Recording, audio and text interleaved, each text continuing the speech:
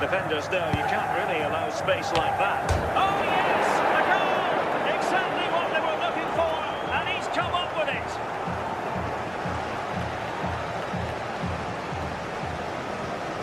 Well, here's the replay, and what a well-delivered cross this is. Perfectly placed, and it ends up with a fairly simple finish. Certainly not much the goalkeeper can do about that. Zé Roberto.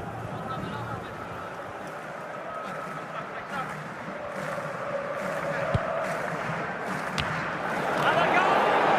He's doubled his total for the day. It's superb scoring for him.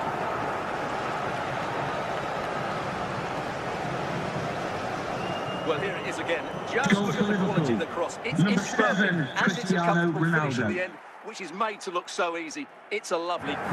And the corner for Liverpool. Oh, and it goes! Now he has his hat-trick. A special moment for him.